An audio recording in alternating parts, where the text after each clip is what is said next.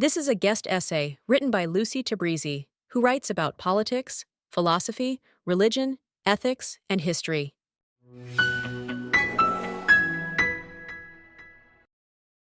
People often ask, sometimes with curiosity, sometimes with suspicion, why do you talk about Israel so much?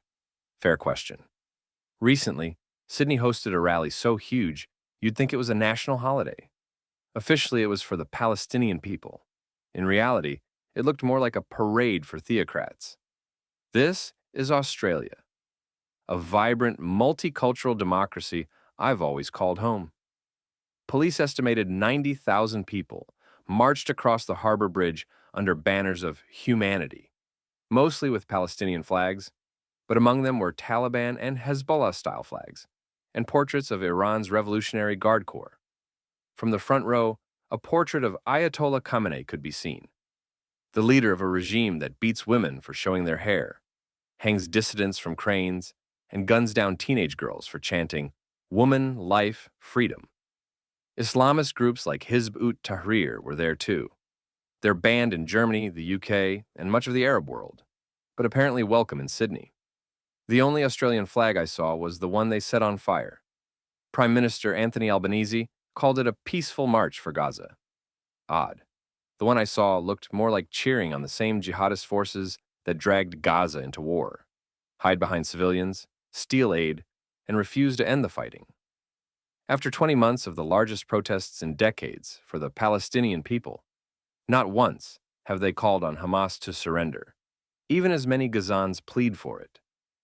Their aim doesn't seem to be ending what they call genocide, but keeping the accusation alive. When footage or casualty claims collapse, they are not relieved. They are disappointed because worse stories mean better weapons against Israel.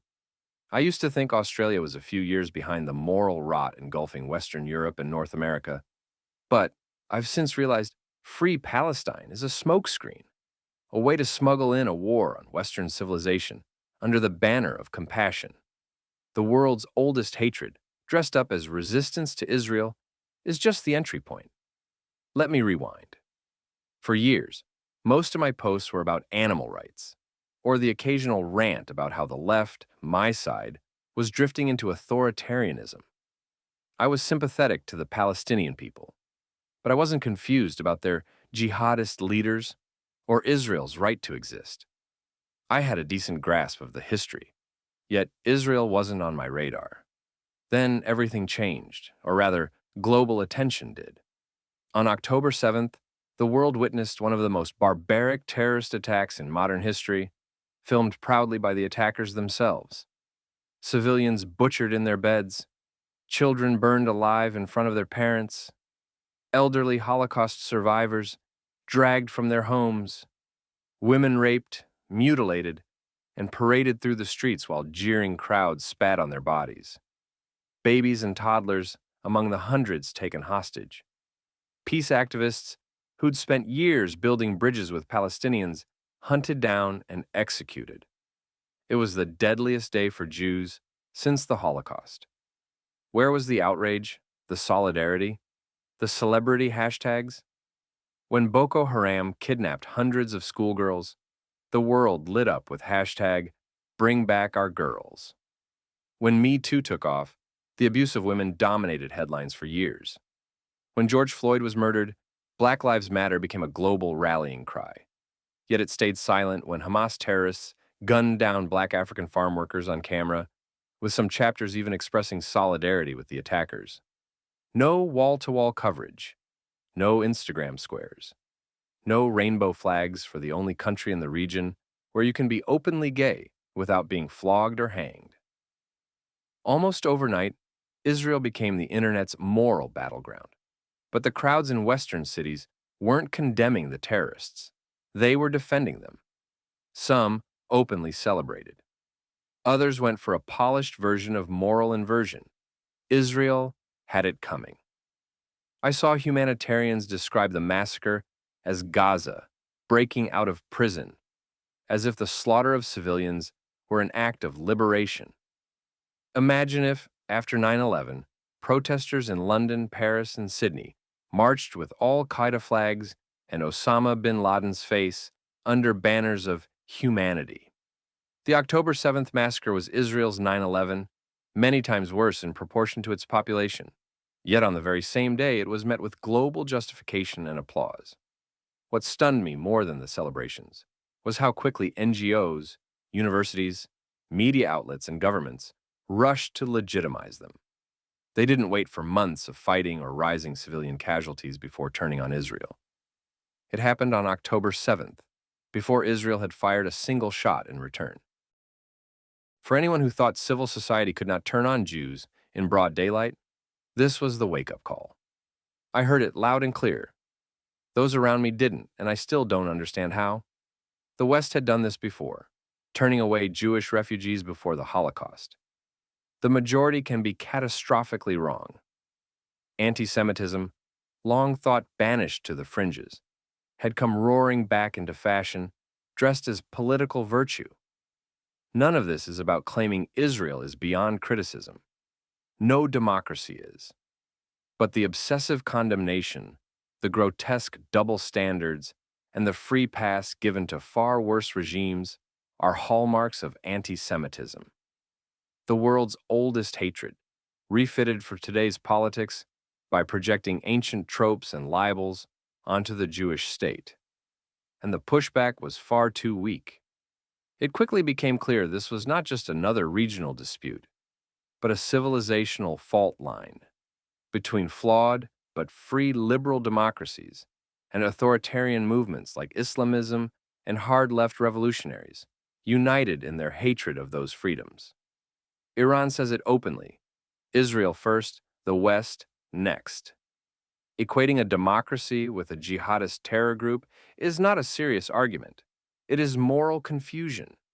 Yes, Israel has been accused of war crimes, as has every nation that has fought a war. But for Hamas, war crimes are the strategy, using civilians as shields and targeting civilians as policy.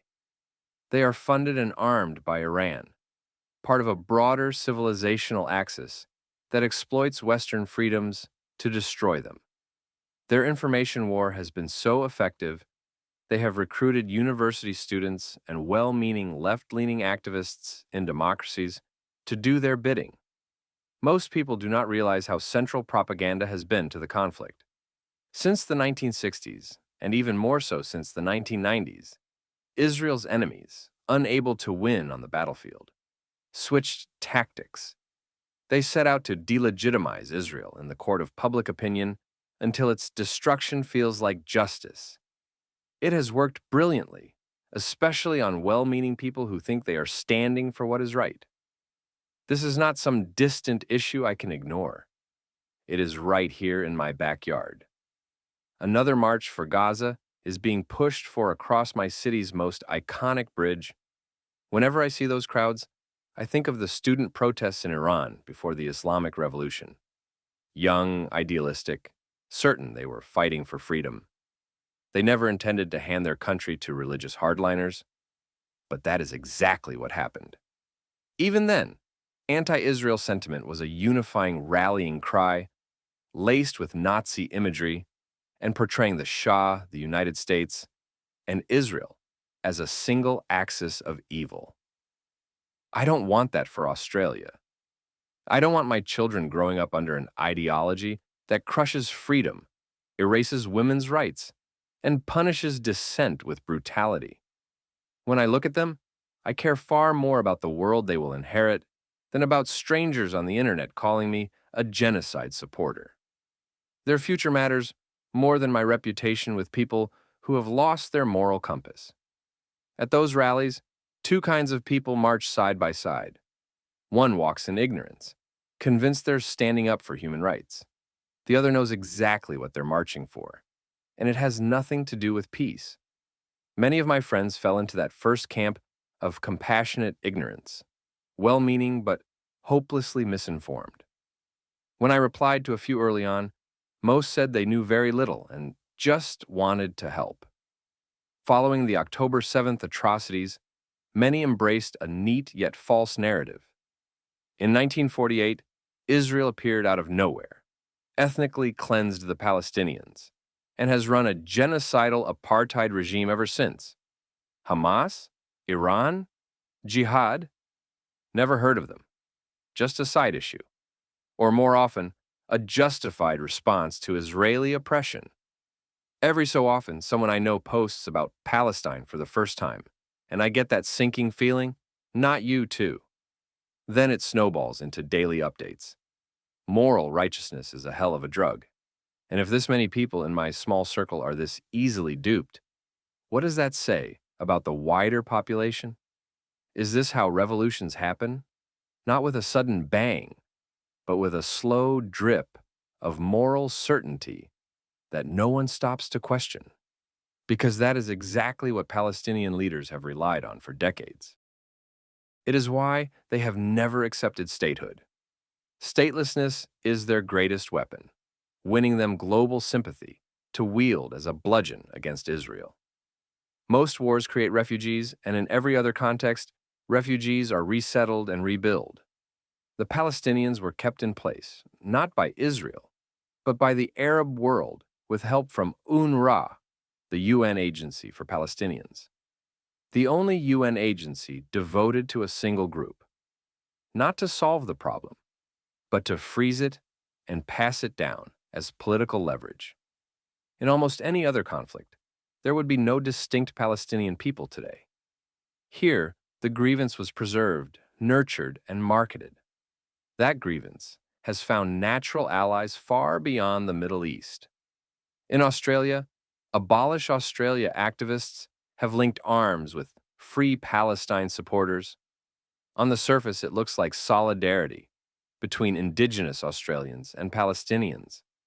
In reality, it is a convergence of activist factions, united by an ideology that frames liberal democracies as illegitimate colonial projects to be dismantled. If they truly cared about decolonization and indigenous self-determination, they would support Israel's right to exist. For the historically challenged, Jews are from Judea, the ancient name for the southern part of today's Israel. Zionism is one of history's most successful decolonization movements. Seeing Palestinians, an Arab ethno-national group, rebranded as the First Nations of the Middle East as they marched across the harbor bridge was one of the most audacious marketing coups of our time. A showcase in how completely we have inverted reality by erasing the far deeper Jewish connection to the land. And so, here we are. Another march in another city, on another bridge. Another crowd convinced they are on the side of freedom, standing shoulder to shoulder with those who would be the first to destroy it. This is why I talk about Israel, because history is full of moments where people cheered for movements that ended in tyranny. We are watching it happen again. And if we can't even name it when it's aimed at the Jewish state, we will be powerless to stop it when it comes for the rest of us. The question that runs through my head daily is, why are so many talking about Israel, yet so few getting it right?